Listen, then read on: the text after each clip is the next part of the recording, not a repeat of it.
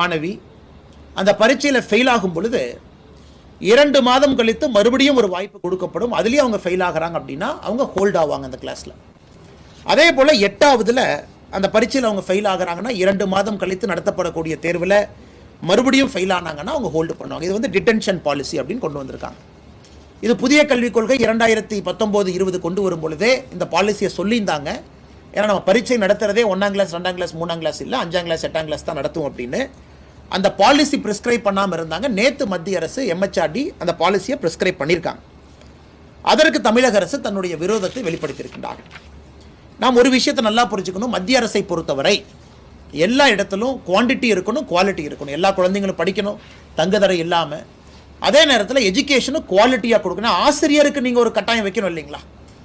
ஆசிரியர் ஒழுங்காக பாடம் நடத்துகிறாங்களா நடத்தலையா, மாணவன் ஒழுங்காக படிக்கிறாங்களா படிக்கல, இரண்டும் தான் ஒரு கல்வி திட்டத்தை நீங்கள் சரியாக சமமாக பார்க்குறீங்கன்னா இரண்டையும் பார்க்கணும். ஸோ மத்திய அரசை பொறுத்தவரை இன்றைக்கி சொல்கிறாங்க 5ஆம் கிளாஸில் ஃபெயில் ஆன பிறகு அவங்களுக்கு 2 மாதம் இன்டென்சிவ் கோச்சிங் கொடுத்து மறுபடியும் ஒரு வாய்ப்பு கொடுப்போம். அதில் ஃபெயில் ஆனாங்க அப்படின்னா அந்த கிளாஸில் ஹோல்ட் ஆகிக்குவாங்க. அவங்களுக்கு மறுபடியும் ஸ்பெஷல் அட்டென்ஷன் கொடுக்கப்படும். அப்படி இதனுடைய நோக்கம் என்ன அப்படின்னா கல்வியை பொறுத்தவரை தரத்தை உயர்த்திக்கிட்டே வரணும். அதே நேரத்தில் ஒரு குவாலிட்டியை மீட் அவுட் பண்ணணும். இன்றைக்கி தமிழகத்தை பாருங்கள், நம்ம எங்கே இருக்கோன்னு பாருங்கள். நேஷ்னல் லெவலில் 2018 ஏசர் ரிப்போர்ட்டுங்கிறது இந்தியா முழுவதுமே ஒரு மாணவனுடைய கல்வி தரத்தை மெஷர் பண்ணக்கூடிய ஒரு சர்வே. 22% தமிழ்நாடு, நான் சொல்கிறேன் 2018 ஒரு ஆண்டாக வர்றேன். 2018 3ஆம் கிளாஸ் படிக்கிற குழந்தைங்களுக்கு 22% குழந்தைங்களுக்கு தான் பேசிக் சப்ராக்ஷன் தமிழ்நாட்டு குழந்தைங்களுக்கு தெரிஞ்சது. கேரளா தான் ஹையஸ்டாக இருந்தாங்க. 45% குழந்தைகள் 3ஆம் கிளாஸில் பேசிக் சப்ராக்ஷன் போடுவாங்க. இதே வந்து இந்திய அளவில் பார்க்கும்பொழுது தமிழகத்தினுடைய ஆவரேஜ் விட இந்தியாவினுடைய ஆவரேஜை விட தமிழ்நாடு குறைவாக இருந்துச்சு. அதே மாதிரி இந்திய அளவில் நீங்கள் பார்த்தீங்கன்னா 8ஆம் கிளாஸ் 56% குழந்தைங்களுக்கு ஒரு 3 டிஜிட் நம்பரை சிங்கிள் டிஜிட் நம்பரால் டிவைட் பண்ண முடியல. 5ஆம் கிளாஸில் 72% குழந்தைங்களுக்கு டிவிஷன் தெரியல. 3ஆம் கிளாஸில் 80% குழந்தைங்களுக்கு சப்ராக்ஷன் தெரியல. ஸோ இதெல்லாம் நீங்கள் பார்க்கும் பொழுது இந்தியாவை பொறுத்தவரை கல்வி தரத்தை உயர்த்த வேண்டிய கட்டாயம் அரசுக்கு இருக்குது. நேஷனல் அச்சீவ்மெண்ட் சர்வே 2021, இந்த நேஷனல் அச்சீவ்மெண்ட் சர்வே பார்த்தீங்கன்னா ஆங்கிலத்தில் மட்டும் தமிழ்நாடு குழந்தைங்களுடைய விட அதிகம். கிளாஸ் 3, கிளாஸ் 5, கிளாஸ் 8, கிளாஸ் 10 எல்லாத்துல கூட நம்ம நேஷனல் ஆவரேஜ் கீழே இருக்கும். கிளாஸ் 10 ஸ்டூடெண்ட்ஸில் இருக்கிறவங்க வெறும் 2% மட்டும்தான் சயின்ஸில் ப்ரொஃபிஷியண்ட்டாக இருக்காங்க. 8% மட்டும்தான் மேக்ஸ் சயின்ஸில் என்ன லேர்னிங் அவுட்கம் 8% குழந்தைங்களுக்கு மட்டும்தான் அவுட்கம் இருக்குது. 2026 NCERT சர்வே பார்த்தீங்கன்னா ஃபவுண்டேஷனல் லேர்னிங் ஸ்டடியில் 3ஆம் கிளாஸில் பாதி பேர்த்துக்கு தமிழை சரியாக படிக்க தெரியல. 3ஆம் கிளாஸில் 20%க்கு, அதாவது 5ல் ஒருத்தருக்கு வந்து தமிழ் நம்முடைய தாய்மொழியில் ப்ரொஃபிஷியன்சி இல்லை. இது இல்லை தமிழ் மொழி தான் கடைசியாக இருக்குது. ஒரு மலையாளமோ ஒரு தெலுங்கோ ஒரு கன்னடமோ பார்க்கும் பொழுது குறிப்பாக இந்த 3ஆம் கிளாஸ் குழந்தைங்க எடுத்து பார்த்தீங்கன்னா ப்ரொஃபிஷியன்சி மதர் லாங்குவேஜில் குறைவாக இருப்பது நம்முடைய தமிழ்நாட்டு குழந்தைங்களுக்கு. அதே போல் மேக்ஸு, அதே போல் சயின்ஸ் எல்லாமே சொல்லியிருக்கிறாங்க. ஸோ எதற்காக இதை நான் படிக்கிறேன் அப்படின்னாங்க, இது அரசுக்கு ஒரு கட்டாயம் இருக்குது. தமிழ்நாடு அரசு அமைச்சருக்கு ஒரு கட்டாயம் என்னென்னா, நான் குழந்தைங்க எல்லாத்தையும் கிளாஸ் ரூமில் உட்கார வச்சேன், நான் அப்படியே பாஸ் பண்ண வச்சேன், 10ஆம் கிளாஸ் வரைக்கும் அனுப்பிட்டேன். இது சொல்வது பெருமையாக இருந்தாலும் கூட அது 1980 தேவைப்பட்டுச்சு. எல்லா குழந்தைங்களும் ஸ்கூலுக்கு வரணுங்கிறது 80. இன்னைக்கு 2000 எல்லா குழந்தைங்களும் ஸ்கூலுக்கு வரணும், படிக்கணும். 2024 எல்லா குழந்தைங்களும் ஸ்கூலுக்கு வரணும், ஒரு பேசிக்காக படிக்கணும் அப்படின்னு எதிர்பார்க்குறாங்க. அதனால் இன்றைக்கி கல்வியை பொறுத்தவரை கன்கரண்ட் லிஸ்ட்டில் இருக்குது. மாநில அரசை பொறுத்தவரை நாங்கள் அதை நடைமுறைப்படுத்தலை அப்படின்னா அவங்க படுத்தாமல் இருக்கலாம், பிரச்சனை கிடையாது. ஆனால் மத்திய அரசை பொறுத்தவரை இது ஒரு காரணத்திற்காக கொண்டு வந்திருக்கின்றார்கள் என்பதை நாம் உணர்ந்து கொள்ள வேண்டும். அது தமிழ்நாடாக இருந்தாலும் சரி, அகில இந்தியாவாக இருந்தாலும் சரி, குறிப்பாக லேர்னிங் அவுட்கம் ப்ரொஃபிஷியன்சி அது வந்து தாய்மொழியிலிருந்து, ஆங்கிலத்திலிருந்து, கணக்கிலிருந்து, சயின்ஸிலிருந்து, விஞ்ஞானம் எல்லாத்துலேயும் கூட இன்றைக்கி லேர்னிங் அவுட்கம் ப்ராப்ளம் இருக்குது. இதற்கு ஒரு அமைச்சர் வந்து அட்டென்ஷன் கொடுக்கணுமோ தவிர, ஒரு பத்திரிகையாளர் சந்திப்பில் பத்திரிகையாளர் நண்பர்கள் முன்பு எங்களுக்கு பணம் கம்மியாக கொடுத்தாங்க, அதனால தான் இன்டர்நெட் பில் கட்டலை அப்படின்னு இந்த கதை. டாக்ஸேஷன் நாங்கள் அதிகமாக கொடுத்தோம், டேக்ஸ் கொஞ்சம் எங்களுக்கு கம்மியாக திருப்பி தர்றாங்க, இன்டர்நெட் பில் கட்டுறக்கு.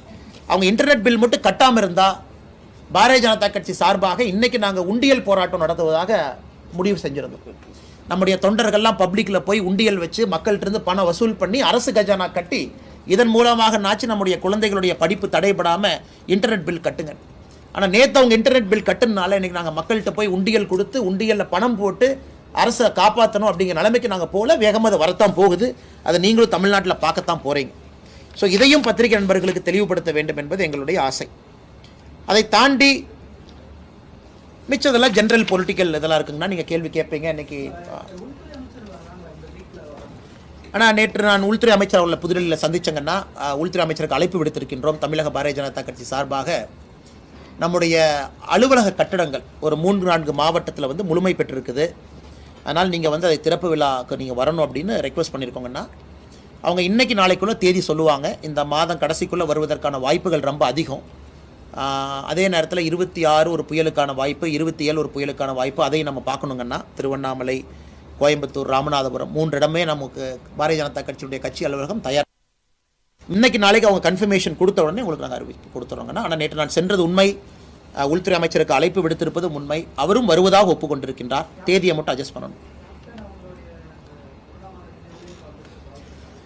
ஆனால் நம்முடைய கேப்டன் விஜயகாந்த் ஐயா அவருடைய 1ஆம் ஆண்டு குரு பூஜை விழாவுக்கு இன்று தேமுதிக அவருடைய தலைவர்கள்லாம் வந்தாங்க. அண்ணன் சுதீஷ் அவர்கள் நம்முடைய அலுவலகத்துக்கு வந்திருந்தாங்க. தொலைபேசி மூலமாக ஒரு வாரத்துக்கு முன்னாடியே சொல்லியிருந்தாங்க.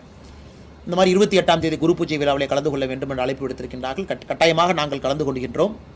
ஏன்னா இப்போ உள்துறை அமைச்சருடைய தேதி இன்னுமே முடிவாகலை. எப்போ வர்றாங்கன்னு ஒரு நாள் முன்னாடி பின்னாடி போகலாங்கன்னா தேதி முடிவான பிறகு அதை ஒரு முடிவெடுத்து நாங்கள் சொல்கிறோங்கண்ணா.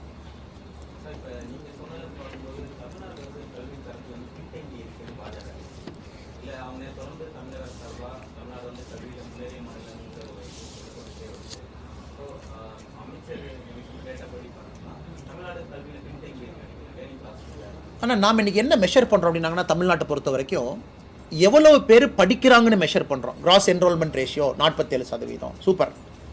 அது காமராஜர் ஐயா அவருடைய கனவுன்னா அங்கிருந்து நாம் வந்து குவான்டிட்டி அதிகப்படுத்திட்டோம். குவாலிட்டி அவ்வளோ பேர்த்தில் குவாலிட்டி மீட் அவுட் ஆகிருக்கோம்னா இந்தியா முழுவதுமே இந்த பிரச்சனை இருக்குங்க. நான் தமிழ்நாட்டை நான் சுட்டி காட்ட விரும்பலை. இந்தியா முழுவதும் ஏசர் ரிப்போர்ட்டில் பார்த்தீங்கன்னா. ஆனால் தமிழ்நாடு நீங்கள் கம்பேர் பண்ணிங்கன்னாங்கன்னா சவுத் இந்தியன் ஸ்டேட்ஸ் எல்லாமே நம்மளையே குவாலிட்டி ஆஃப் லேர்னிங் அவுட்கமில் ஓவர்டேக் பண்ண ஆரம்பிச்சிட்டாங்க. கேரளா, கர்நாடகா, தெலங்கானா, குறிப்பாக இந்த 3 மாநிலங்களும் குவாலிட்டி ஆஃப் லேர்னிங் அவுட்கம் ஏன்னா மெஷர் பண்ணுறாங்க. 3ஆம் கிளாஸ், 5ஆம் கிளாஸ், 8ஆம் கிளாஸ் 3 கிளாஸுக்கு 2 ஆண்டுகளுக்கு ஒரு முறை NCERT, CBSE இவங்க மெஷர் பண்ணுறாங்க. ரேண்டமாக தமிழ்நாட்டில் ரேண்டமாக ஒரு 5-6 மாவட்டத்தை எடுக்கிறாங்க. போன முறை தருமபுரி எடுத்திருந்தாங்க, ஈரோடு எடுத்திருந்தாங்க, சவுத்தில் ஒரு மாவட்டம் எடுத்திருந்தாங்கன்னா கிளாஸ் ரூமில் இருக்கக்கூடிய குழந்தைங்களுக்கு டெஸ்ட் வைக்கிறாங்க ரேண்டமாக ஒரு 2-3 நாளில். அந்த குழந்தை வந்து பேசிக் மேக்ஸ் போடுறாங்களா, பேசிக் சயின்ஸ் தெரியுதா அவங்களுக்கு, ஒரு தமிழ் பேராகிராஃப் கொடுத்து படிக்க சொல்கிறாங்க, பிழை இல்லாமல் படிக்கிறாங்களான்னு. அந்த அச்சீவ்மெண்ட்டை தான் நான் உங்களுக்கு சொன்னேன் 2018, 21, 22. அதில் பார்க்கும்பொழுது ரொம்ப வருத்தத்துக்குரிய விஷயம் வந்து நம்ம குவாலிட்டி ஆஃப் லேர்னிங் அவுட்கம்ஸ் கீழே போயிட்டுருக்கு. அது வந்து இது நான் சொல்கிறது எல்லாமே இதில் டிபேட் பண்ணுறக்கு ஒன்றுமே இல்லைங்க. நான் ஆக்கப்பூர்வமாக சொல்கிறேன். அதனால் அமைச்சர் அவர்கள் இன்றைக்கி 5ஆம் கிளாஸ், 8ஆம் கிளாஸ் நம்ம ஏன் டிடெக்ஷன் பண்ணுறோம் அப்படின்னாங்கன்னா அந்த குவாலிட்டி ஒரு இடத்துல வரணும்னு நினைக்கிறோம். ஏதோ ஒரு இடத்துல எல்லோருக்குமே ஒரு சின்ன பயம் இருக்கணும். நாம் ஒரு எக்ஸாம் ஃபெயில் ஆகிட்டோம்னா அவங்களுக்காக ஒரு வருஷம் வெயிட் பண்ணலிங்கன்னா அரசு 2 மாதத்தில் அடுத்த எக்ஸாம் வைக்கிறாங்க. அந்த 2 மாதமாக உங்களுக்கு கோச்சிங் கொடுக்குறாங்க. அதில் நீங்கள் பாஸ் ஆகணுங்கிறாங்க. இல்லாட்டி அந்த மாணவன் என்ன ஆகுங்கன்னா நீங்கள் சும்மா உட்கார வச்சா ஒரு கிளாஸ் ரூமில் 20-30 பேர் இருப்பாங்க. ஓரளவுக்கு எபோ ஆவரேஜ் ஸ்டூடெண்ட் முன்னாடி போயிட்டு இருப்பான், பிலோ ஆவரேஜ் ஸ்டூடெண்ட் பின்னாடி இருப்பான். எப்படி பிலோ ஆவரேஜ் ஸ்டூடெண்ட்டை மேலே கொண்டு வருவீங்க? இதற்காகத்தான் மத்திய அரசு இதை கொண்டு வந்தாங்களோ தவிர வஞ்சிக்கிறதுக்காக இல்லை. இதையும் மத்திய மாநில அரசு நார்த்து சவுத்துன்னு மாற்றும் பொழுது கொஞ்சம் மனம் வலிக்கிறது. இல்லை நார்த் சவுத் எங்கே வந்துச்சு, மத்திய மாநில அரசு சண்டை எங்கன்னா வந்துச்சு. இது வந்து நம்ம 2019-20 புதிய கல்விக் கொள்கையிலேயே சொல்லியிருக்கோம். Learning outcomes is a part of new education பாலிசின்னு தெளிவாக சொல்லியிருக்கோம்.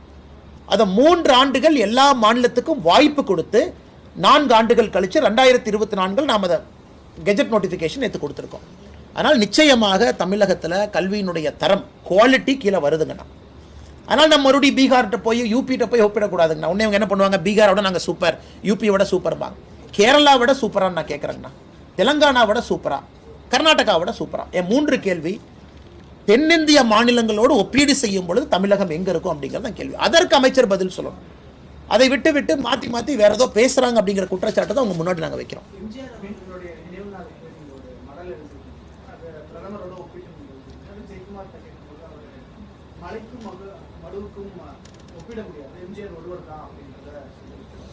நீங்க சிறுபான்மையினரை ஒரு சின்னாமலை ஒரு கருத்தையோ மற்றவர்களை ஒரு கருத்தையோ வைத்து பார்ப்பதாக விமர்சனம் செய்வது. ஆனால் இன்னைக்கு அதிமுக இருக்கக்கூடிய தலைவர்கள் காலையிலிருந்து என்னுடைய அலைபேசிக்கு அழைத்து பேசினார்கள்.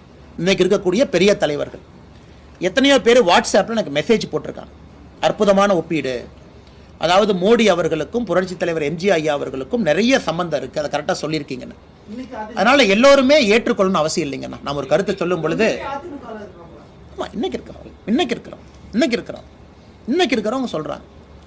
அதனால் எல்லோருமே ஏற்றுக்கொள்ள வேண்டும்னு அவசியம் இல்லைங்கண்ணா. சில பேர் அதை ஏற்றுக்காமல் இருப்பாங்க, அவங்களுடைய தனிப்பட்ட கருத்து விருப்பம். ஏன்னா எம்ஜிஆர் ஐயை பொறுத்தவரை தமிழகத்தினுடைய ஒரு சொத்தாக, இந்தியாவினுடைய சொத்தாக பார்க்கறனால தான் பாரத் ரத்னா விருது கொடுத்துருக்கு. பாரதத்தின் ரத்னா, அதிமுகவினுடைய ரத்னா கிடையாதுங்கண்ணா, பாரத ரத்னா, இந்த பாரதத்தினுடைய ரத்னா. அதனால் இந்தியாவில் இருக்கக்கூடிய எல்லோருக்கும் அவரை பற்றி பெருமையாக பேசுவதற்கு உரிமை இருப்பதாக நான் கருதுகின்றேனுங்கண்ணா. அதை இன்னைக்கு எம்ஜிஆர் ஐயாவுடைய வாழ்க்கை, இலங்கை கேண்டி அங்கெல்லாம் நீங்கள் போய் பார்த்தீங்கன்னா தெரியுங்கண்ணா, எவ்வளோ ஒரு மோசமான சூழ்நிலை. அங்கே இருக்கக்கூடிய மக்கள், மலையக தமிழர்கள், நாமளாக இருக்கக்கூடிய தமிழர்கள், அங்கிருந்து ஒரு மனிதன் வந்து, இன்றைக்கி நாம் எல்லாம் பெரிய குடும்பத்தில் பிறந்திருக்கோம், சின்ன குடும்பத்தில் பிறந்திருக்கோம், அரசியல் பண்ணுறோம், அதை விடுங்கண்ணா. அது போன்ற ஒரு சூழ்நிலையில் பிறந்து அரசியலுக்கு வந்தது என்னை பொறுத்தவரை எம்ஜிஆர் ஐயா வந்திருக்கிறாங்க, நரேந்திர மோடி ஐயா வந்திருக்கிறாங்க. மோடி ஐயாவுடைய வீடு எப்படிப்பட்ட வீடு, அவங்க அம்மாவும் 10 பாத்திரம் கழுவுனாங்க, 5 வீட்டுக்கு போய் பாத்திரம் கழுவி தான் மோடி ஐயா மேலே வந்தாங்க. அது ஒரு ஒப்பீடு. இரண்டாவதுங்கன்னா எம்ஜிஆர் அவர்களை பொறுத்தவரை ஒரு சினிமா துறையினுடைய புகழினுடைய உச்சத்திலிருந்து வந்து மக்கள் துறைக்கு வர்றாங்க. நிறைய நம்ம பேசிட்டே போகலாங்க, ஒரு புத்தகமே எழுதலாம். அதன் பிறகு முழுவதும் தன்னுடைய கடைசி வாழ்நாள் வரை ஒரு காணி நிலங்கூட அவர் வாங்கல. பாருங்க எவ்வளோ ஆச்சரியம் பாருங்க, வரும்போதே உச்சம். அதன் பிறகு சொந்தமாக ஒரு சொத்து கூட வாங்கிக்கல, அவருடைய பணத்தை மட்டும்தான் ஒரு இதுலையும் செலவு பண்ணிட்டு போறார். மோடி ஐயா அதே தான். குஜராத்திலிருந்து வெளியே வரும் பொழுது அக்கௌண்ட்டில் எவ்வளோ பணம் இருந்துச்சோ மொத்தமாக அங்கே இருக்கக்கூடிய போலீஸ்க்கு கொடுத்துட்டு இங்கே வந்துட்டாங்க. இங்கேயும் கூட அவருக்குன்னு தனிப்பட்ட முறையில் ஒரு லேண்டோ தனிப்பட்ட முறையில் ஒரு சொத்தோ கிடையாது. அதனால் ஒப்பீடு சொல்லிகிட்டே போகலாம். அரசியலில் குற்றம் சாட்டுவதற்காக சொல்கிறாங்க, அவங்க கருத்து தான், நான் விமர்சிக்க விரும்பலைங்கண்ணா. ஆனால் அதே நேரத்தில் முக்கியமான அதிமுக தலைவர்கள் அவங்க அரசியலுக்கு அப்பாற்பட்டு நல்ல ஒப்பீடுங்க, கரெக்டாக சொல்லியிருக்கிறீங்க. பாரத் ரத்னா புரட்சி தலைவர் எம்ஜிஆர் ஐயா அவர்களுக்கு 100 ரூபாய் கமமரேட்டிவ் காயின் விட்டது யாருங்கன்னா? நரேந்திர மோடி ஐயா. அதே போல் நம்முடைய சென்னை சென்ட்ரல் ரயில்வே ஸ்டேஷனில் அவர்களுக்கு அனுமதி கொடுத்து நம்முடைய ரயில்வே அமைச்சரகம் வந்து ஆளுயர எம்ஜிஆர் ஐயா அவர்களுக்கு ஆளுயர ஸ்டாச்சு வச்சு கௌரவப்படுத்தினது யாருங்க? நம்ம நிறைய சொல்லிகிட்டே போகலாங்கன்னா. அதனால் அரசியலுக்குள்ளே போக விரும்பல. நான் சொல்வது ஒரு புகழாரம் சூட்டி இருக்கின்றோம், அதை மோடி ஐயாவோட கம்பேர் பண்ணுறோம். அதனால தான் மோடி ஐயாவுக்கு குவைத்தில் ஹையஸ்ட் ஆனர் கொடுக்குறாங்க. குவைத்தில் எந்த ரிலீஜன் இருக்காங்கன்னா, எந்த ஹிந்து 100% இருக்கக்கூடிய குவைத் நாட்டில் பிரதமர் மோடி அவர்களுக்கு புகழாரம் கொடுக்கல. நான் ஹிந்துஸ் இருக்கிற நாட்டில் ஹையஸ்ட் ஆனர் கொடுக்குறாங்க. எல்லா முஸ்லீம் கண்ட்ரியில் ஹையஸ்ட் முஸ்லீம் கண்ட்ரியில் மோடி ஐயா ஆனர் கொடுக்குறாங்க. ஸோ உலகத்தில் இருக்கக்கூடிய அண்ணா இன்னைக்கு நாம் சொல்கிறோங்கண்ணா, நாங்கள் வந்து இஸ்லாமிய காவலர்னு சொல்லலாம். இஸ்லாமியர்களுடைய காவலர்களாக இருப்பது சவுதி அரேபியா, ஒரு காலத்தில் டர்க்கி. ஏன்னா மெக்கா மெதினா யார் கையில் இருக்கோ அவங்க தான் கண்ட்ரோல் பண்ணுறாங்க, அவங்க தான் கஸ்டோடியன்ஸ். சவுதி அரேபியானுடைய ராஜா மோடி அவர்களுக்கு சிவப்பு கம்பளம் போட்டு வாங்குன்னு சொல்கிறாங்க. அதனால் இங்கே இஸ்லாமியருடைய தலைவர்கள் சில பேர் சுற்றிட்டு இருக்கிறாங்க. அதாவது இஃப்தார் விருதுக்கு போயிட்டு ஒரு தொப்பியை போட்டுட்டு அவங்களுடைய குல்லாவை போட்டுட்டு நான் வந்து இஸ்லாமியர் காவலர், நான் இஸ்லாமியருடைய காவலராக உலகத்தில் organisation of Islamic countries OIC, Saudi Arabia custodians of Mecca and Medina, அவர்கள் எல்லோருமே மோடி அவர்களை உலகத் தலைவராக சிவப்பு கம்பளம் போட்டு வரவேற்கும் பொழுது இன்னைக்கு கிணத்து தவளையை போல தமிழ்நாட்டில் சில பேர் என்ன சொல்றாங்கன்னா, பாரதிய ஜனதா கட்சி இஸ்லாம் மதத்துக்கு எதிரி, பாரதிய ஜனதா கட்சி இந்த மதத்துக்கு எதிரின்னு. போப்புங்கண்ணா பிரதமர் அவர்களுக்கு தனிப்பட்ட முறையில் ஒரு நட்பு, 45 நிமிடம் 1 மணி நேரம் உட்காந்து பேசுறாங்க. எங்கேயுமே யாருமே நம்ம கிரிட்டிசிசம் பண்றதுனால வாக்கு அரசியலுக்காக தமிழகத்தில் சில பேர் சொல்றாங்க. அது மக்களும் கூடிய விரைவில் புரிஞ்சுக்குவாங்கன்னா. அதற்கு மேலே என்ன கருத்து சொல்றதுங்க? எதுக்கு சார் இப்போ தான் கன்னியாகுமரி தூக்குனாங்க? எதுக்கு தூக்குனாங்க? கன்னியாகுமரி மாவட்ட செயலாளர் RSS ஊர்வலம் நடக்குது. RSS ஊர்வலத்தில் அவங்க கூப்பிடுறாங்க, வந்து கொடி அசைச்சு RSS ஊர்வலத்தை துவக்கி வைங்க. அந்த ஒரே காரணம், அடிப்படை உறுப்பினர்கள் தூக்கியாச்சு அண்ணன் தலவாய் சுந்தரம் அவர்கள். அப்புறம் என்னாச்சு? 2 வாரம் கழிச்சு சத்தமே இல்லாமல் அதே பொறுப்பில் திரும்ப சேர்த்துக்கிட்டாச்சு. அது எதுக்கு? நான் சொல்ற தலைவர்களுக்கு எது அது நடக்கணுங்கண்ணா? என்னை பொறுத்த வரைக்குங்கண்ணா, புரட்சி தலைவரை விரும்புகிறவங்க அதிமுக தான் இருக்கணும்னு அவசியம் இல்லை இல்லைங்கண்ணா. பிஜேபியில் எத்தனையோ பேர் இருக்கிறாங்க, திமுகலையும் இருக்கிறாங்க, எல்லா கட்சியிலும் இருக்கிறாங்க. அதனால் நான் சொல்வது, ஒரு பாரத் ரத்னா ஐயாவை நீங்களையும் அடைச்சி வைக்கிறீங்கன்னு தான் நான் கேட்குறேன். எங்கள் சொத்துன்னு ஏன் நினைக்கிறீங்க? மக்கள் சொத்துன்னு நான் சொல்கிறேங்கண்ணா. அதனால் இன்றைக்கி அதிமுக காரங்க சொன்னது நான் சொன்னால் கூடங்கண்ணா எத்தனையோ கட்சி நண்பர்கள் இருப்பாங்கண்ணா. திமுக இருக்கவங்களும் புரட்சித் தலைவருடைய ஃபேன் இல்லை நீங்கள் சொல்கிறீங்களாண்ணா. அதனால் இது ஒப்பீட்டில் என்ன தவறுன்னு தான் நான் கேட்குறேங்கண்ணா. ஒப்பீட்டில் என்ன தவறு? இருவரும் ஒரு பாதையில் வந்திருக்கிறாங்க, மக்களுக்காக வாழ்ந்தவர்கள், பணத்திலிருந்து இன்டெகிரிட்டியிலிருந்து. இதில் நீங்கள் சொல்லுங்கன்னா உங்கள் கருத்தை நான் ஏற்றுக்கிறேங்கண்ணா.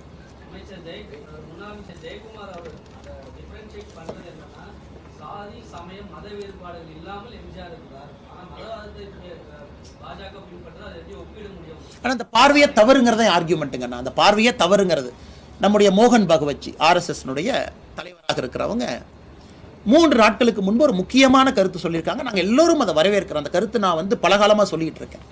என்ன கருத்து சொன்னாங்கன்னா, அதாவது ராம் டெம்பிள், ராம் கோவிலை கட்டி முடிச்சாச்சு, அது முடிஞ்சது. அதன் பிறகு புதிதாக ஒரு பிரச்சனையை உருவாக்குவதை எல்லாம் தவறுங்கன்னு சொன்னாங்க. இன்னைக்கு இந்தியாவில் மெஜாரிட்டி இந்துஸ் இருக்கிறாங்க. புதிதாக ஒரு பிரச்சனையை கிளப்பாதீங்க, புதிதாக ஒரு பிரச்சனையை கிளப்புறதை அவாய்ட் பண்ணணும் அப்படின்னு இன்னைக்கு ஆர்எஸ்எஸ்னுடைய தலைவர் அந்த கருத்து சொல்கிறாங்க. இன்னைக்கு சில பேர் பிரச்சனை கிளப்பத்தான் செய்கிறாங்க இல்லைன்னு நான் சொல்லிங்கண்ணா. ஒரு சாமானிய மனிதன், தனிப்பட்ட ஒரு மனிதன் என்ன வேணாலும் பண்ணுறான். ஆர்எஸ்எஸ்னுடைய கருத்துங்கண்ணா, ஆர்எஸ்எஸ்னுடைய கருத்து ராம் டெம்பிள் கட்டி முடிச்சாச்சு, அது மக்களுடைய எண்ணமாக இருந்தது, தயவு செஞ்சு அடுத்த பிரச்சனை யாரும் கிளப்பாதீங்க, அதோட முடிச்சுக்கங்க அப்படின்னு. இந்த கருத்தை யாருமே விவாதம் பண்ணலையே.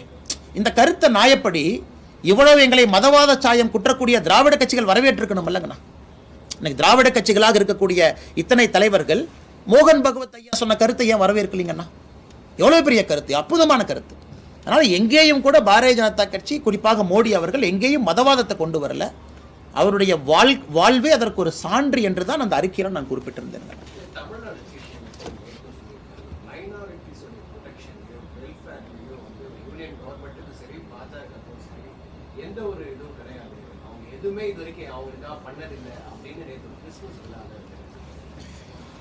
ஆனால் இன்னைக்கு இது மைனாரிட்டி சீசன் தான். அந்த புஷ்பா 2 மாதிரி இன்னைக்கு திமுகவுக்கு இது மைனாரிட்டி சீசன். அதாவது 20ஆம் தேதி ஆரம்பிச்சாங்கன்னா உதயநிதி ஸ்டாலின் அவர்கள் இங்கே போவாங்க, கோயம்புத்தூர் போய் அவர் ரெண்டு சொல்லுவாங்க, ஸ்டாலின் ஐயா சென்னையில் சொல்லுவாங்க. இந்த மைனாரிட்டி சீசனில் விட்டுறலாங்கண்ணா. எங்களுக்கு எல்லாமே ஒரே சீசன் தான். ஜனவரியிலிருந்து டிசம்பர் 31 வரை எங்களுக்கு ஒரே சீசன் தான். ஆனால் இன்றைக்கி பிரதமர் அவர்களை பொறுத்தவரை, பிஜேபியை பொறுத்த வரைக்கும், இன்றைக்கி நம்முடைய மாண்புமிகு முதலமைச்சர் அவர்கள் நாங்கள் மைனாரிட்டிக்கு எதுவுமே செய்யலை அப்படின்னு ஒரு கருத்தை முன்வைக்கிறாங்க. அப்படின்னா என்னால் ஆயிரம் விஷயங்கள் உங்கள் முன்னாடி சொல்ல முடியுங்கண்ணா. ஆயிரம் விஷயங்கள். ஏன்னா தனி அறிக்கையாகவே கொடுக்குறோம். ஒரு மைனாரிட்டி சமுதாயத்தை, குறிப்பாக இஸ்லாமியர்களுக்கு கொடுக்கக்கூடிய ஸ்காலர்ஷிப் பாரதிய ஜனதா கட்சி காங்கிரஸை கம்பேர் பண்ணுங்கள், எவ்வளோ வந்திருக்கு, எவ்வளோ அதிகப்படுத்தியிருக்கோம் பார்க்கலாம். ஹஜ் யாத்திரை நாம் வந்த பிறகு எத்தனை பாயிண்ட் ஆஃப் என்ட்ரியை ஓப்பன் பண்ணியிருக்கோம் பார்க்கலாம். சப்சிடி அதிகப்படுத்தியிருக்கோம் பார்க்கலாம். மைனாரிட்டி இன்ஸ்டிடியூஷன்ஸ்க்கு நம்ம கொடுக்கக்கூடிய மரியாதை பார்க்கலாம். ஏன்னா மைனாரிட்டி இன்ஸ்டிடியூஷன்ஸ்க்கு தொடர்ந்து பாரதிய ஜனதா கட்சி நம்ம ஆதரவு கொடுக்குறோம். இன்க்ளூடிங் பல இடத்துல அதை எதிர்த்து கேஸ் போடும் பொழுது கூட நம்முடைய ஆதரவு இருக்குது, கான்ஸ்டிடியூஷனுடைய ப்ரொவிஷன்ஸ். அதெல்லாம் தாண்டி குறிப்பாக கிறிஸ்தவ சமுதாயத்தை நீங்கள் எடுத்துக்கணும், ஸ்பெசிஃபிக்லி டு கிறிஸ்டியன் கம்யூனிட்டி. இன்னைக்கு தமிழ்நாட்டு நம்ம நல்லா புரிஞ்சுக்கணும். இவருடைய தந்தையார் கலைஞர் கருணாநிதி அவர்கள் ரிலீஜியன் பேஸ்ட் ரிசர்வேஷன் கொண்டு வந்தாங்க, இஸ்லாமுக்கும் கிறிஸ்டியனுக்கும். அன்னைக்கே கிறிஸ்டியன் கம்யூனிட்டி எங்களுக்கு வேண்டான்னு சொன்னாங்க. ரிலீஜியன் பேஸ்ட் ரிசர்வேஷன் முதல்ல கொண்டு வந்ததே தமிழ்நாட்டில் தான். ஸோ இவங்க அப்போவே பிளவுவாத அரசியலை எப்போவோ ஆரம்பித்தாங்க. இன்னைக்கு பாரதிய ஜனதா கட்சியை பொறுத்தவரை இந்த செக்குலராக இருக்கும் அப்படின்னா, இவங்க கான்செப்ட் ஆஃப் செக்குலரிசமே வேற மாதிரி இருக்கு. நாங்கள் செக்குலராக இருக்கோம், நியாயமாக இருக்கோம், நடுநிலையாக இருக்கோம் அப்படின்னா, இவர்களை பொறுத்தவரை 2 சமுதாயத்தை உயர்த்தி பேசினா தான் செக்குலரிசம். எங்களை பொறுத்தவரைக்கும் அப்படி இல்லைங்கண்ணா. எங்கள் பார்வை அப்படி இல்லை. எல்லோரையும் சமமாக பார்க்குறோம். அதனால் நீங்கள் கேட்ட கேள்விக்குங்கன்னா ஒரு டீட்டெயில்டு அறிக்கை நாளைக்கு நாங்கள் ரிலீஸ் பண்ணுறோம். குறிப்பாக 10 இயர்ஸில் மைனாரிட்டி கம்யூனிட்டிக்கு நாங்கள் என்ன பண்ணியிருக்கோம், அதை முதலமைச்சர் அவர்கள் தமிழகத்தில் இதை வரை அதிகமாக நாங்கள் செஞ்சிருக்கோன்னு ப்ரூவ் பண்ணிட்டோம்.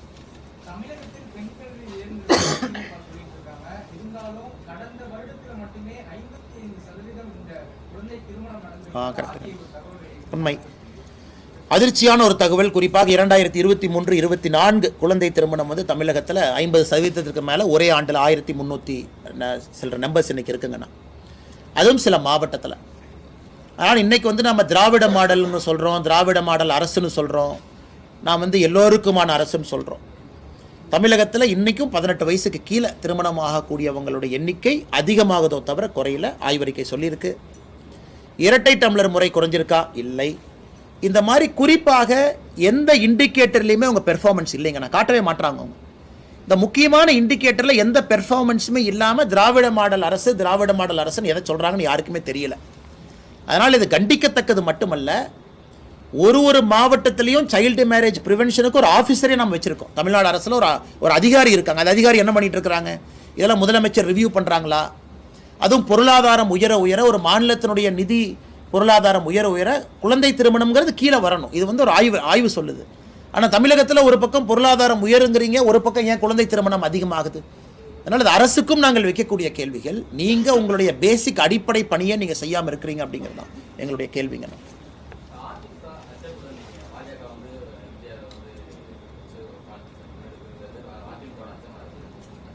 ஆனால் அச்சம் நான் பார்க்கலைங்க ஐயா. நான் சொல்கிறது ஏற்கனவே நான் சொன்னேன். நாங்கள் பாருங்கள், இவங்க வந்து கலைஞர் கருணாநிதி ஐயாவுடைய நாணய வெளியீட்டு விழாக்கு இவரை கூப்பிட்டாங்க, அப்போ அவங்க வந்து துரோகிக, மத்திய அரசோடு இணக்கமாக போகிறாங்க. நாங்கள் வந்து புரட்சி தலைவர் ஐயாவுக்கு நாணய வெளியீட்டு விழாக்கு யாரையுமே கூப்பிடல அப்படின்னா நான் சொன்னது நீங்கள் கூப்பிட்டுருக்கணும். நீங்கள் புரட்சி தலைவர் ஐயாவுடைய நாணய வெளியீட்டு விழாக்கு பிரதமர் வந்திருந்தாங்கன்னா அது காஷ்மீரில் நியூஸ், நாகாலாண்டில் நியூஸ், அஸ்ஸாமில் நியூஸ்,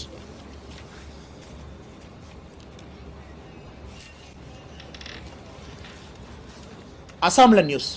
அதனால் நீங்கள் வந்து பிரதமரை கூப்பிடாததோ ஒரு முக்கியமான தலைவரை கூப்பிடாதோ உங்கள் பிரச்சனை. நாங்கள் திரும்ப சொல்கிறது, புரட்சி தலைவருடைய பெருமை இந்தியா முழுவதும் செல்ல வேண்டும், செல்லணும். நீங்கள் ஏன் அவரை குறுகிய வட்டத்தில் அடைக்கிறீங்க அப்படிங்கிறது என்னுடைய கேள்வி. என்னுடைய அறிக்கையும் கூட மோடி ஐயாவையும் எம்ஜிஆர் ஐயாவையும் இருக்கக்கூடிய ஒற்றுமையை கம்பேர் பண்ணி சொல்கிறோம். அது எதற்கு சில பேர்த்துக்கு அது இன்செக்யூராக இருக்க போதுங்கன்னா, அவங்க பாராட்டணும், அவங்களுடைய சித்தாந்தத்திற்கு அது வலு சேர்க்குது, அவர்கள் கொண்டாடக்கூடிய தலைவருக்கு வலு சேர்க்குதுன்னு தானே அவங்க பார்க்கணுங்கண்ணா.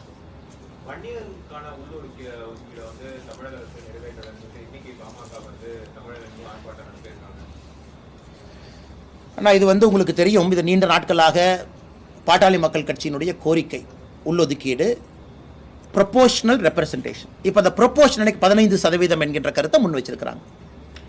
இதற்கு முன்பு இருந்த அதிமுக அரசு வந்து 10% அப்படின்னு அவங்க சொன்னாங்க. இன்னைக்கு இந்த ப்ரொபோஷனல் ரெப்ரசன்டேஷன் என்ன அப்படிங்கிறது எல்லோருக்கும் இருக்கக்கூடிய ஒரு குழப்பம். பாரதிய ஜனதா கட்சி எங்களை பொறுத்தவரை எல்லா சமுதாயமும் நன்றாக இருக்க வேண்டும், ப்ரொபோஷனலாக அவர்களுக்கான அதிகாரம் கிடைக்கணும் அப்படிங்கிறது எங்களுடைய விருப்பங்கள். இன்னைக்கு இந்த பிரச்சனையை உருவாக்கி இருப்பது யாருன்னு பாருங்க. இதற்கு முந்தைய அரசாங்கம் வந்து குலசேகர கமிஷனை வந்து அமைச்சிருக்கிறாங்க. திமுக அரசு வந்த பொழுது அவங்க கேட்டது வெறும் 6 மாதம் எக்ஸ்டென்ஷன். இவங்க 6 மாதம் எக்ஸ்டென்ஷன் கொடுத்துருந்தாங்கன்னா இன்னைக்கு நம்ம கையில் தமிழ்நாட்டினுடைய காஸ்ட் சர்வே நம்ம கையில் இருக்கும். ஸோ எல்லா சமுதாயமும் என்னென்ன இருக்காங்கன்னா எல்லோரும் என்ன கேட்குறாங்க, we can go towards it. ஆனால் இன்னைக்கு நீங்கள் குலசேகரன் கமிஷனுடைய எக்ஸ்டென்ஷன் 6 மாதம் கொடுக்கல. ஸோ இன்னைக்கு அந்த ரிப்போர்ட்டு நம்ம கையில் இல்லை. ஆனால் எங்களை பொறுத்தவரை தமிழகத்தில் எல்லா சமுதாயத்துக்கும் ஒரு ப்ரொபோஷனல் ரெப்ரசன்டேஷன் ஈக்குவலண்ட்டாக இருக்கணும்னு நினைக்கிறோங்கன்னா அதற்கு முதலமைச்சர் நடவடிக்கை எடுக்க வேண்டும் என்பது எங்களுடைய கருத்து. 15, 14, 16, 17 எல்லா சமுதாயம் உட்பட. பட் நீங்கள் நம்பர்ஸ் இல்லாமல் எந்த பேசிஸில் வந்து ஒரு முதலமைச்சர் இன்னைக்கு ஒரு விஷயத்தை கையில் எடுக்க முடியும்? ஏன்னா அதை அவாய்ட் பண்ணுறக்காக இவங்களும் அதுக்கு போகிறதில்ல. கேட்டால் மத்திய அரசு காஸ்ட் சென்சஸ் எடுக்கட்டும், நாங்கள் எதுக்கு மாநில அரசு எடுக்கணும் அப்படின்னு. அதனால் பாட்டாளி மக்கள் கட்சியினுடைய கோரிக்கையில் நியாயம் இருக்குது. ஆனால் நீண்ட நாட்களாக கேட்டுகிட்டே இருக்கிறாங்க. எந்த பேசிஸில் கொடுக்கணும் அப்படிங்கிறதுக்கு மாநில அரசு முதல்லயே பார்த்தீங்கன்னா மடை மாற்றி விட்டுட்டாங்க. கையில் வந்து எந்த விதமான டேட்டா பாயிண்ட்ஸும் இல்லை. அதனால் இதற்கு முதலமைச்சர் இன்னைக்கு வாய்ப்படுத்தி இல்லை, தமிழ்நாட்டில் நாங்கள் காஸ்ட் சென்சஸ் அறிவிக்கிறோம், தமிழ்நாட்டில் நாங்கள் அதை கலெக்ட் பண்ணுறோம், 2 வருஷத்தில் கைக்கு டேட்டா வந்துடும் சொன்னாங்கன்னா கூட எல்லோரும் அமைதியாக இருப்பாங்க. ஆனால் முதலமைச்சர் மௌனம் காத்து விட்டு எதையும் மத்திய அரசு மேலே பழிய போகிறது எப்படி ஏற்றுக்க முடியுங்கண்ணா?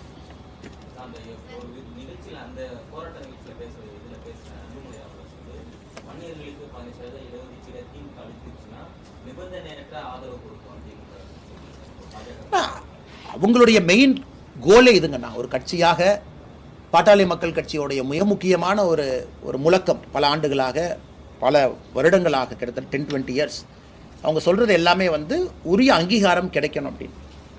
எல்லா கட்சியும் அதை நோக்கி தான் பயணம் பண்ணுறாங்க. அவங்க கேட்பது வந்து இதான் எங்களுடைய கடைசி ஆப்ஷன், நீங்கள் கொடுங்க, நீங்கள் கொடுத்தீங்கன்னா உங்களோட நாங்கள் வர்றோம், நிபந்தனைலாம் கொடுக்குறோம், எலெக்ஷனே நிற்கல, உங்களுக்கு கேன்வாஸ் பண்ணுறோம், நாங்கள் போய் கீழே போய் பேசுகிறோம். அதனால் அதில் எதுவும் தவறு இருப்பதாக நான் பார்க்கலாம். அந்த கட்சியினுடைய ஒரு நீண்ட நாள் கனவு அவங்க கேட்குறாங்க.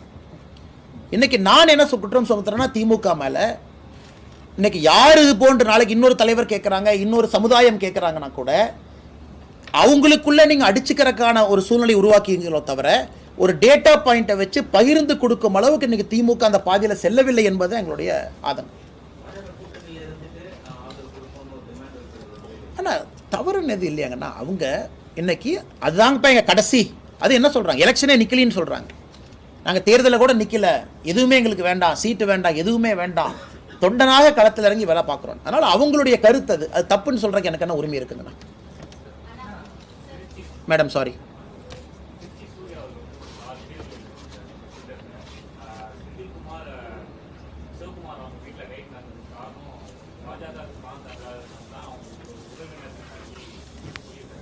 பாஜகவுக்கு பணம் கொடுக்காதனால ரைட் நடந்தது அப்படின்னா, ஆனால் நான் ட்விட்டர் பார்க்கலீங்கன்னா, அதனால் நீங்கள் கேள்வி இருந்தால் கேளுங்கன்னா நான் பதில் சொல்கிறேன். நீங்கள் கேளுங்க, சொல்ல வேண்டிய என் கடமை நான் சொல்கிறேன். நான் சகோதரிகிட்ட போயிட்டு உங்கள்கிட்ட வர்றேன், நீங்கள் கேள்வி கேளுங்க. சொல்லுங்கள் சொல்லுங்கள்.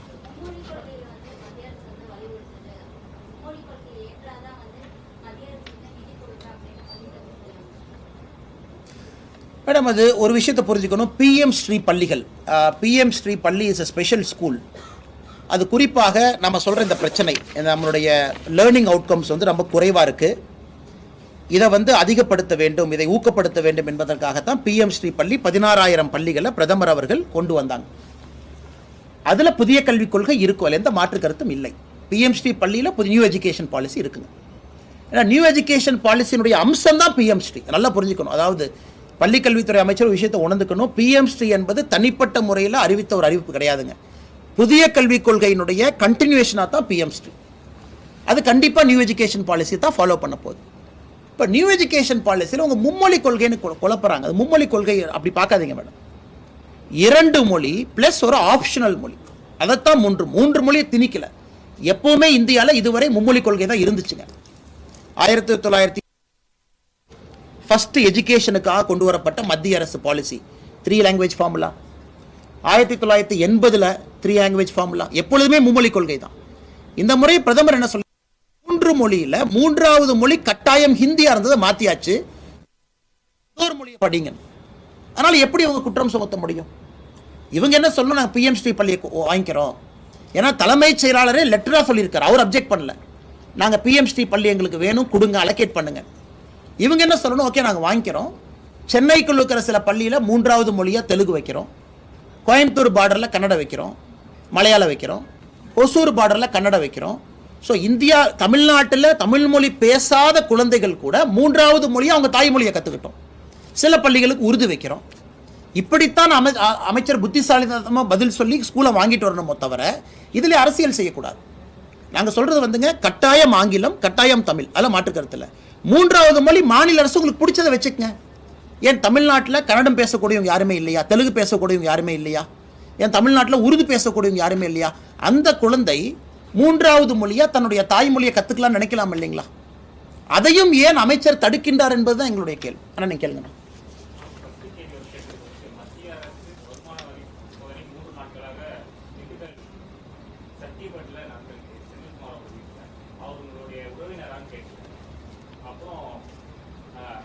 ஆரிசெட் சுருக்கமாக ஒரே கேள்வி கேட்டிருக்கேன், பதில் சொல்லிட்டு லைவ் போயிட்டு இருக்கு. ஓகே, இது நான் கோயம்புத்தூர்லேயும் பதில் கேட்டாங்க, பதில் சொல்கிறேங்கண்ணா. அண்ணா, அதாவது சமீபத்தில் வருமான வரித்துறை அதிகாரிகள் வந்து ஒட்டஞ்சத்திரம் பக்கத்தில் ஒரு நபரினுடைய இல்லத்தில் வருமான வரித்துறை சோதனை பண்ணியிருக்காங்க. நான் கோயம்புத்தூரில் பதில் சொன்னேன், ஆம் என்னுடைய உறவினர் தான், தூரத்து வகையில் ஒரு விதத்தில் உறவினர். ஏன்னா எங்களுடைய குடும்பத்திலிருந்து, எங்களுடைய சொந்தக்காரங்களுக்கு அவங்க குடும்பத்திலேருந்து நாங்கள் பொண்ணு எடுத்திருக்கோம். இது கொங்கு உதாரணத்துக்கு நானும் செந்தில் பாலாஜியும் உறவினர் தான். நானும் செந்தில் பாலாஜியும் பங்காளி. நானும் செந்தில் பாலாஜி அண்ணனும் ஒரே கோயிலுக்கு போகிறவங்க, உறவினர் தான். நானும் ஜோதிமணி அக்காவை நிறைய பேர், நானும் ஜோதிமணி அக்கா நானும் ஜோதிமணி அக்கா உறவினர். எனக்கு அக்காவை வந்து 20 வருஷமாக தெரியும். அவங்க வீட்டுக்கு போயிருக்கேன், சாப்பிட்ருக்கேன். அரசியல் வருவதற்கு முன்பு அவங்க அம்மா கையில் சாப்பிட்ருக்கேன். ஏன்னா நானும் ஜோதிமணி அக்காவும் ஒரே கோயிலுக்கு போகிறவங்க, பங்காளி தான். இந்த மாதிரி நான் சொல்லிகிட்டே போவாங்கண்ணா. நானும் சக்கரபாணி அண்ணன் உறவினரா? ஆமாம், உறவினர் தான். திமுகவில் கொங்கு பகுதியில் இருக்கக்கூடிய எல்லோருமே 20 விதத்தில் எனக்கு உறவினர் தான். நீங்கள் அந்த ஆங்கிளில் போனீங்கன்னாங்கன்னா எல்லோரும் எனக்கு உறவினர்கள் தான். ஏன் நானும் செந்தில் பாலாஜி அவர்களும் எதிரும் புதிருமா இன்னைக்கு அரசியல் பேசிகிட்டு இருக்கோம். ஒரே கோயிலுக்கு போகிற ஆட்கள், பங்காளிகள். நானும் கரூரினுடைய அதிமுக அமைச்சர் விஜயபாஸ்கர் உறவினர்களா? ஆமாம் உறவினர்கள், ஆமாம் பங்காளி. ஒரே கோயிலுக்கு போகிறோம். செவ்வாய்க்கிழமை கோயிலுக்கு போகிறோம்னா எதிரும் புதிரமாக முட்டிக்குவோம். நான் வர்றப்ப அவங்க வர மாட்டாங்க, அவங்க வர்றப்ப நான் போக மாட்டாங்க. அந்த கோயிலே அட்ஜஸ்ட் பண்ணி வேறு டைமுக்கு வர சொல்லுவாங்க. இதை ஒரு லாஜிக் எடுத்து நாம் அரசியலில் பேச ஆரம்பித்தாங்கன்னா எல்லாமே உறவினர்கள் தான், சொந்தங்கள். எல்லாருமே அரசியல் வந்ததுக்கப்புறம் எல்லாரும் சொந்தங்கள். இதில் எண்டே இல்லை. என்னுடைய குடும்பமா, என்னுடைய ரத்த சொந்தமா, என்னுடைய சகோதரியா சகோதரனா நீங்கள் கேட்குற கேள்வி ஒரு நியாயம் இருக்குது. கோயம்புத்தூரில் போன ஆண்டு இன்கம் டேக்ஸ் அதிகாரிகள் பண்ண ரைடில் பாதி பேர் உறவினர்கள் தான். எனக்கு பாதி பேர் உறவினர்கள் தான். அந்த லாஜிக் எங்கே போகுங்கன்னா, நான் இன்ஃப்ளூயன்ஸ் பண்ணுறேன்னு ஒரு கேள்வி கேட்டிங்கன்னா ரெண்டாவது கேள்வி. இல்லைங்கண்ணா ஒரு ரைடு பண்ணிட்டாங்க, நீங்கள் ஏதாச்சும் இன்கம் டேக்ஸ் ஃபோன் பண்ணீங்களா? யாருக்கு இது வரைக்கும் லைஃப்பில் இன்கம் டேக்ஸ் நான் ஃபோன் பண்ணதில்லை. இல்லை அவங்களுக்கு அந்த எவேஷன் பண்ணியிருக்காங்க கேட்டிங்களா? சத்தியமாக நான் பண்ணல. அது இன்கம் டேக்ஸ் அதிகாரியை செக் பண்ணிங்க, ஃபோன் ரெக்கார்ட் செக் பண்ணிங்க. அந்த மாதிரி ஒரு கேள்வி யார் வைத்தாலும் நியாயம் இருக்குது. எனக்கு தூரத்துறவினரோ சொந்தக்காரங்களோ கொங்கு பகுதியில் ஒரு ரைட் நடக்குதுன்னா நான் எப்படி அதற்கு பொறுப்பேற்க முடியுங்கண்ணா? மேபி அதை இப்படி பாருங்களேன், மாநில தலைவரும் நேர்மையாக இருக்காருன்னு பாருங்களேன். நான் கூப்பிட்டு இல்லைங்க எனக்கு வந்து உறவினர், அதனால் தயவு செஞ்சு அவங்க வீட்டுக்கு போகாதீங்க, அவங்க சொந்தக்காரங்க இவங்க வீட்டுக்கு போகாதீங்க. இல்லை இன்கம் டேக்ஸ் இங்கே ரைட் அடிச்சிங்கன்னா அரசியல் 20 சீட் கொடுப்பாங்க. ஆனால் அரசியலுக்கு வந்த பிறகு நான் அது செந்தில் பாலாஜி அவர்களாக இருந்தாலும் சரி, ஜோதிமணி அக்கா அவர்களாகவும் சரி, சித்தாந்த ரீதியில் கொள்கை அடிப்படையில் நாங்கள் எடுத்துக்கிறோம். ஏன் நான் அரசியல் வருவதற்கு முன்பு நானும் செந்தில் பாலாஜி அவர்களும் ஒன்றாக அமர்ந்து உணவு சாப்பிடலையா? செந்தில் பாலாஜின்னா என் வீட்டுக்கு வந்து சாப்பிட்டு போயிருக்கார். அரசியல் வருவதற்கு முன்பு எங்கள் அம்மா கையில் சாப்பிட்டு போயிருக்கார். உண்மை நான் சொல்கிறேன். ஏன்? சொந்தக்காரங்க, ஒரே கோயிலுக்கு போகிறவங்க. ஆனால் அதற்காக நான் தெய்வ தட்சணை பார்க்குறேன்னா? இல்லை அதற்காக செந்தில் பாலாஜி அம்மாவில் வைக்கக்கூடிய குற்றச்சாட்டில் அவரு தெய்வ தட்சணை பார்க்குறாரா? மக்கள் மன்றத்தில் வைக்கிறோம், தவறுகளை வைக்கிறோம். அதனால் இந்த மாதிரி நம்ம இதை எக்ஸ்டெண்ட் பண்ணியே ஒன்னொன்னே கனெக்ட் பண்ண ஆரம்பிச்சாங்கன்னா அது ரொம்ப தவறாக போயிடும். நான் யாராச்சும் இன்ஃப்ளூயன்ஸ் பண்ணுறான்னு கேள்வி கேளுங்க, நான் பதில் சொல்கிறேன். அல்லது என்னுடைய ரத்த சொந்தம் நான் சம்பந்தப்பட்டிருக்கக்கூடிய விஷயத்தில் இருக்கா, நான் பதில் சொல்கிறேன். தேங்க்யூ. நான் கேட்ட கேள்வி நல்லது, பதில் சொல்லணும்னு நினச்சா நீங்கள் கேட்டீங்க.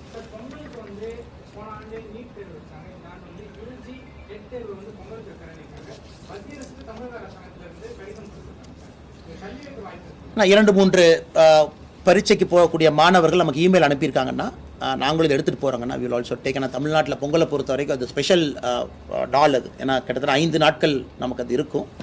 அதனால் கொஞ்சம் நான் இருக்குங்கண்ணா, நம்ம புறக்கணிக்க முடியாது. எங்களுக்கும் இமெயில் போட்டிருக்காங்க நம்முடைய அலுவலகத்திற்கு. அதை முடிஞ்ச வரைக்கும் எடுத்துகிட்டு போனால் ஆல் இந்தியா எக்ஸாம் இது, அதையும் நம்ம புரிஞ்சுக்கணுங்கண்ணா. ஏன்னா வேறு இடத்துல மகர சங்கராந்தி எல்லாமே நடக்குது. எங்களால் என்ன முடியுமோ நாங்கள் செய்கின்றோம்.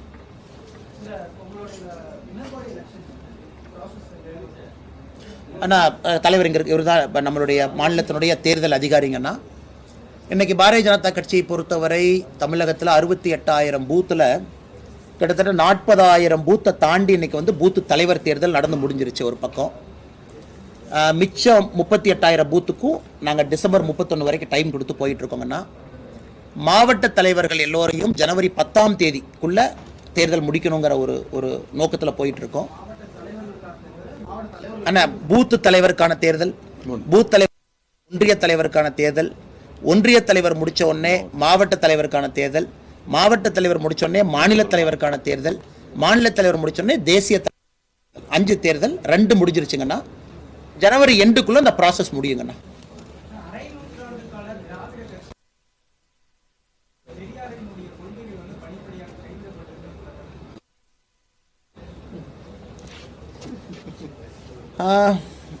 சரி, கொஞ்சம் அண்ணன் வந்து அவுட் ஆஃப் பாக்ஸ் ஒரு கூகுளி போட்டிருக்காங்க. அண்ணா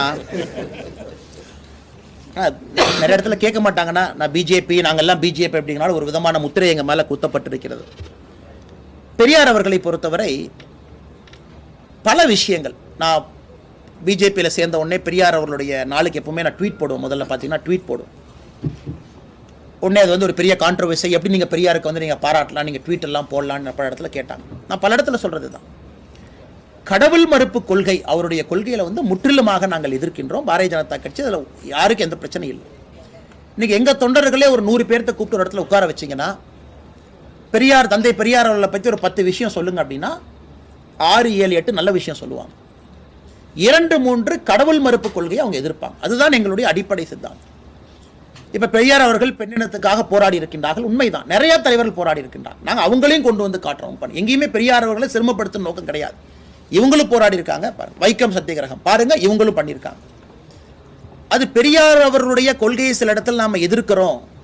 பாரதிய ஜனதா கட்சியை பொறுத்தவரை மனுஸ்மிருதி ஆதரிக்கக்கூடிய கட்சி அப்படின்னு ராகுல் காந்தி உட்பட பேசுகிறாங்க. மனுஸ்மிருதிக்கும் பாரதிய ஜனதா கட்சிக்கு என்ன சம்பந்தங்கண்ணா? இப்போ நான் இங்கே வந்து உங்கள் முன்னாடி உட்காந்து பேசிக்கிட்டு இருக்கேன். ஒரு விவசாய குடும்பத்தில் பிறந்து முதல் தலைமுறை பட்டதாரி உங்கள் முன்னாடி பேசிகிட்டு இருக்கேன்னா, சமூக நீதி கொள்கை எல்லா இடத்துல நானும் பயன் பெற்றிருக்கேன். பெற்றனால தான் இந்த சேரில் உட்காந்து உங்கள்கிட்ட பேசிட்டு இருக்கேன். மோடி ஐயா இன்னைக்கு பேசுறாங்கன்னா மோடி ஐயாவும் பயன்பெற்றிருக்காரு. அதனால தான் அம்பேத்கர் ஐயாவுடைய அரசியலமைப்பு சட்டத்தை யானையின் மீது ஏற்றிக்கிட்டு அகமதாபாத்தில் நடந்து ஊர்வலம் போனார்.